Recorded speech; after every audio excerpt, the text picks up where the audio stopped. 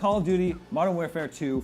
Ryan, thoughts on the first look at the campaign? Man, that looked good. Yeah. I mean, again, 2019, Infinity Ward's last game, the first Modern Warfare reboot, visually looked great. They'd like redid the engine, and now we've got new consoles to play with, and this looks fantastic.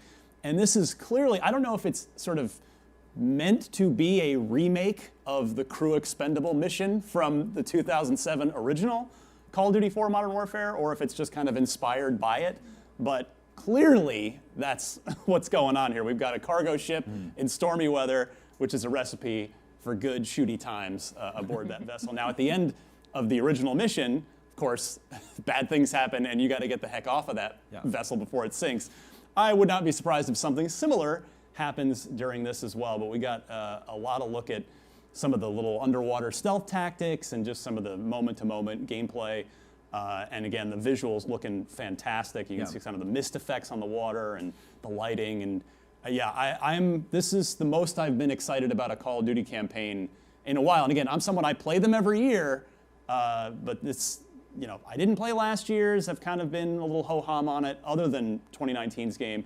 This looks really great. My hype meter's high on this one. Yeah, the water effects are really impressive. And then when they get up on deck, there's a moment where a tarp blew away, and I was like, well, that's the most realistic looking tarp flying through an air I've ever seen in a video game. I love the idea of shifting cover because of the water, and because a lot of Call of Duty levels can end up feeling a little static when you're playing it. So anything that can change up the environment and keep things feeling interesting, I really like. Yeah, this one's looking cool. I've also not played a Call of Duty campaign in a very long time. Maybe I'll dip into this one. We did finally get, as I was saying before, Midnight Suns. Another look at that, a reintroduction to that, and got a release date. I want to say that's October 7th. Yes, it Correct. is. Also confirmed a bunch of new characters that are joining it. Comparing it to its reveal last summer at Gamescom, what did you think about today's showing? The interesting thing is that the actual trailer was more or less a cinematic trailer concept of Midnight Suns, but there's a preview now over on IGN.com with gameplay and everything, and I think that offers a much deeper look at what you can expect from it, and I was pretty impressed. Liana Hafer, our previewer, said that it was more of an RPG, maybe something along the lines of Wasteland 3 with cards and everything. Actually compared it, she said it reminded her of old school BioWare with all the relationship stuff that you can have in the game. And still no publicly shown gameplay though. Check our preview. Check out we got you covered. IGN.com. Gotham Knights, another superhero game that was at the show. We were talking a little bit before the taping. A little bit surprised at how little of that they showed. Yeah, absolutely. It felt like it wasn't actually really all that revelatory, and it was a lot of that kind of cinematic experience we've already seen. Although, in retrospect, I suppose it makes sense. Perhaps they've taken the community's feedback to heart and are working on polish for the game and don't want to necessarily come out the bat so soon after having just shown off gameplay with another chunk of gameplay. So didn't really feel like it was entirely new or fresh, but it was certainly Gotham Knights. Yeah. Kat, what'd you think? Of Gotham Knights. It's hard to develop a real perspective on Gotham Knights right now, because I was expecting a lot more from what they were saying. They showed Nightwing again. I was really hoping to see Batgirl. I was excited assuming that about too, seeing her. So I'm like, okay, I guess I'm reserving judgment at this point. Yeah, they were focusing on Nightwing, and I think they said there's going to be more sort of the character profiles coming along down the road. But you would think they would have shown a new one. Like they would have started with that. Yeah, exactly. But I look forward to seeing more of Gotham Knights. That one's going to be out in October. Street Fighter 6. We did get that new character. Well, we didn't get, it's not a new character. It's Guile. Guile's back.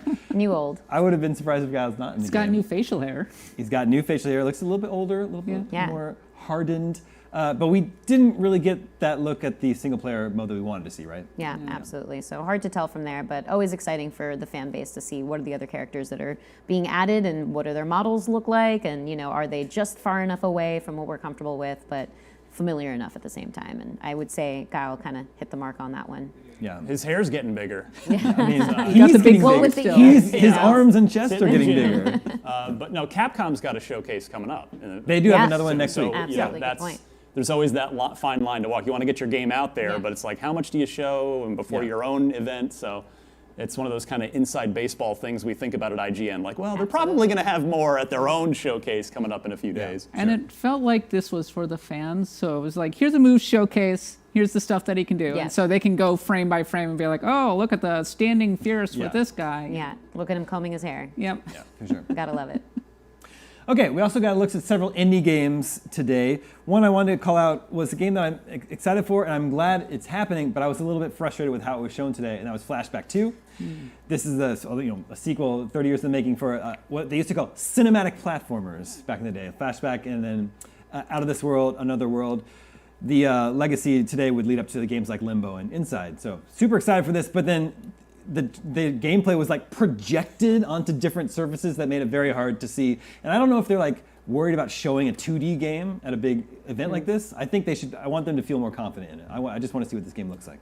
Yeah, when Geoff was setting it up, it was like, oh, thought I it played was this gonna when I be- was a kid, loved it. You and I were both like, return to Monkey Island. Here's that release date trailer we've been waiting for. We did not get that, but I know. I'm with you. I mean, I have a lot of love for both Out of This World and Flashback from the Sega Genesis days, and so yeah, I mean, a little more time with Conrad and a new side-scrolling platformer adventure is sign me up for that. Yeah, so for sure. yes.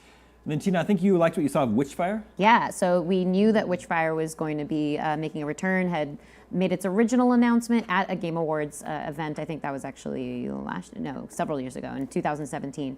So it was cool to learn a little bit more about it, and what we saw was a little bit similar to its first reveal, but we've actually learned a little bit more. And I'm quoting here from our news story, which was sourcing from a press release, that the context of the story is that you're out there trying to find an infamous witch of the Black Sea to destroy the phantom army that protects her and retrieve a mysterious artifact that can finally turn the tide of war. So it's kind of based around paganism, and you're going after this witch, and you're apparently a sinner of a pagan, and that's why you have all of these abilities, and you're kind of fighting off this army. So it looks like really interesting movement, some really cool area of effect damage that we hadn't seen in the game's first reveal. So that looked really cool, and I like to see the variety of weaponry too. I'm always a fan when there's a crossbow in a game, so that was a really nice little sneak peek at that one too. Do we know when this one's coming out?